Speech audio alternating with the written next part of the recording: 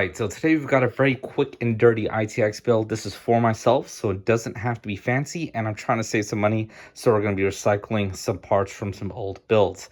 So I recently upgraded my Deadpool desk PC to an RTX 3070 and a Ryzen 7 3700X. What came out of it is this Vega Frontier Edition. Old card, but it still works great. I pulled the Linus and I may have dropped it, but like I said, it still works good. The Ryzen 7 1700X is what came out, and the 3700X replaced it. And I took the 3700X cooler, slapped it on here already. I was going to use this A520M board, which I had laying around, but my 1700X is not compatible with it, and I figured it out a little too late when I built the entire system already, and then it wasn't posting. Then I figured out, hey, the CPU is not compatible. So I picked up this board on Amazon, MSI B450i Gaming Plus AC. It has Wi-Fi and M.2. That's all I really care about. And it was only 125 bucks. So it is what it is. It's hopefully gonna work well for our application here. We got 16 gigs of DDR4 RAM that came out of the mining rigs. And I bought this XPG stick on sale a very long time ago. 512 gig NVMe M.2, and it's got RGB, but unfortunately it'll be behind the board, so it'll be hidden. Our power supply is the Seasonic 650 watt Gold Plus power supply. It is SFX sized, of course.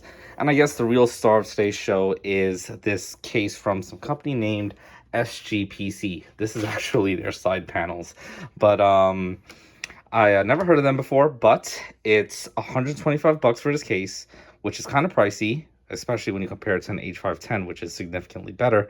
But hey, it's the quality's okay, and it was the smallest and cheapest ITX case I could find on Amazon that could fit a full-size GPU.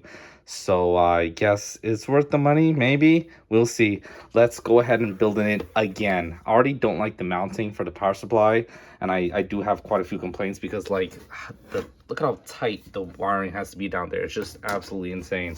I am looking at this, though, and I think I will eventually build my own DIY ITX case, but that's going to be in the future. Let's go ahead and throw this puppy together again for the second time.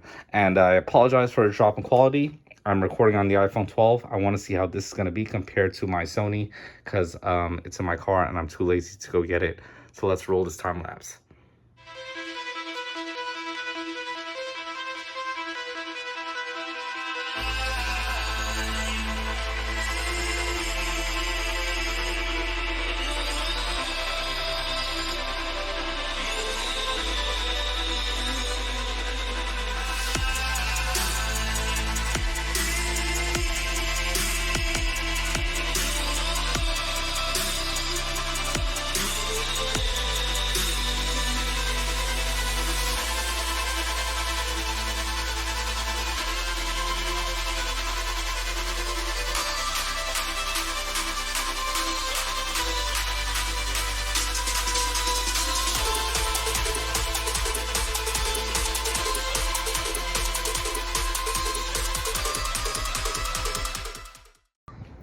Alright guys, so I had a little time this afternoon, so I did some cleaning up in here, and I found the perfect spot to finally put this PC. This was its original purpose. I wanted a tiny ITX but slightly powerful PC to have here in the garage so I could edit, game, but mostly watch movies and shows off of on this TV right here. I've got my HDMI ran along that rack, and I've got my keyboard here for quick access. I know editing here in my garage sounds like an unlikely thing for me to do, but you know, instead of being locked up in the house all the time, it is nice to have the option to come out here and edit or game if I wanted to. Let's go ahead and take this down and go ahead and take a closer look at the finished product. I'm pretty happy with the way it came out, but I do have some complaints, so let's get into it. So this is a look at the final product. Closing arguments, I'm overall happy with this thing. That being said, there's two major issues that you should consider when purchasing this if you actually want to keep it looking exactly the way it looks right now. That's a very important thing. This power supply mounting is absolutely horrible.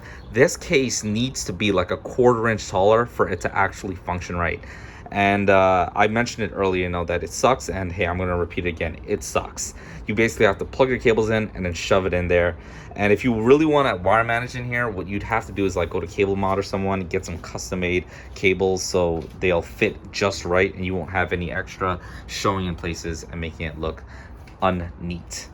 The other major issue is that if you decide to actually put a system in here that's going to get warm, and I have one of those, 1700X and a Vega, both of those things like to get warm, this is not going to keep it cool because there's literally no cooling. It is an open case design, but at the same time, it's such a compact area and there's no airflow.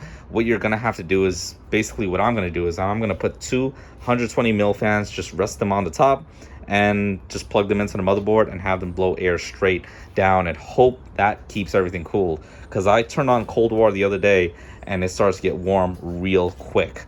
So I do plan to build my own ITX case for a whole lot less in the future, so definitely stay tuned for that build. But I've got just so many other things going on at the moment. I have to finish up some big turbo stuff here on the Skyline and a few more things here in the garage. By the way, if you guys want to see how I built this budget garage, I'll put a link down below. And of course, turbo videos for the Skyline will be coming real soon.